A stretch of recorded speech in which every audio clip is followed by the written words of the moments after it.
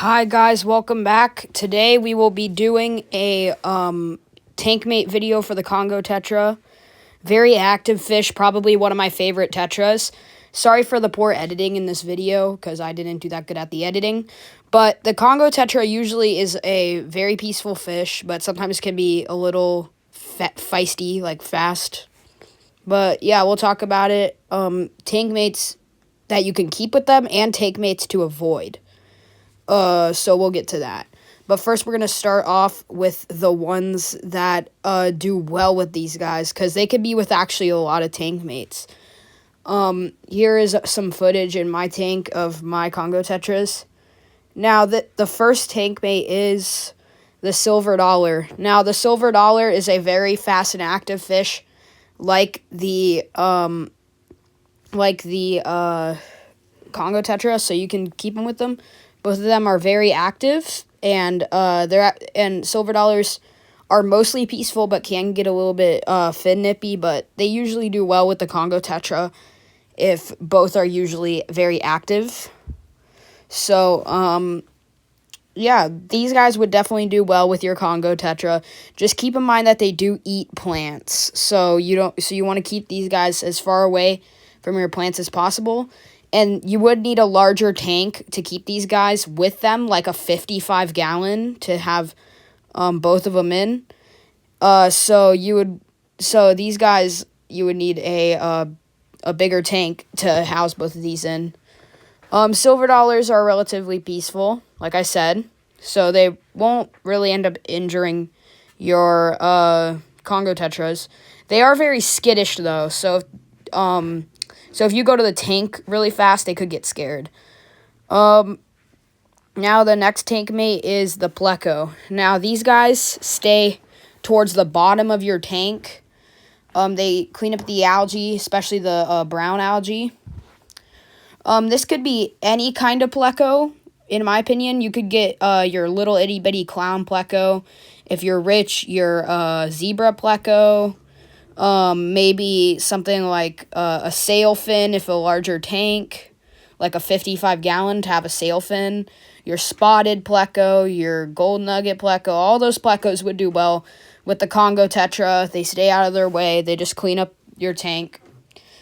They usually just are there and they eat the algae. You would need a larger tank to house plecos in, but if it's a clown pleco, you could be a smaller tank. Next is the ghost catfish. Now, a lot of people will say these guys are timid. They are a little bit sensitive to water parameters, but these guys usually leave alone the Congo tetras. Mine just likes hanging out in the bubbles, but usually they stay out of the way of the Congo tetra. I've never seen any aggression with the glass catfish and the Congo tetras. Usually they do pretty well with each other. And they are a schooling fish, so keep groups.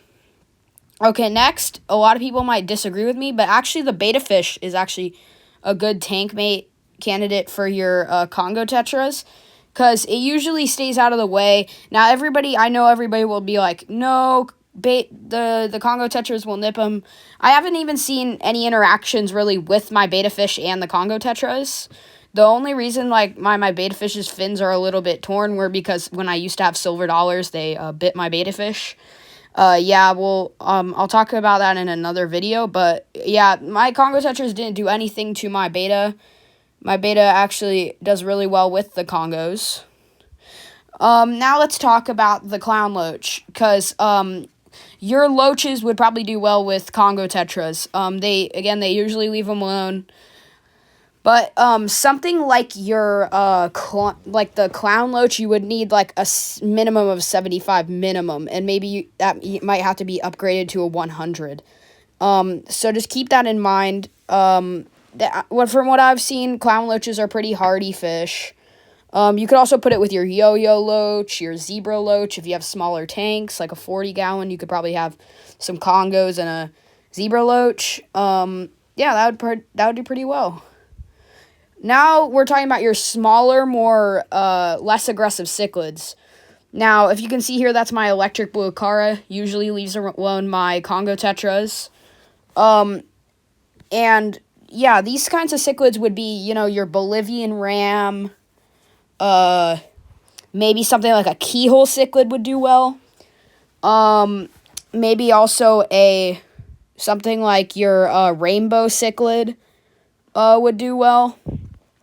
Maybe a geophagus would do well.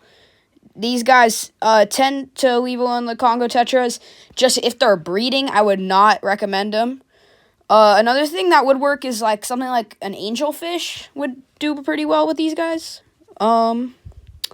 Okay, now let's talk about other tetras. It doesn't really matter what kind of tetra, unless it's like, I don't think there's any, except like a vampire tetra or a bucktooth tetra.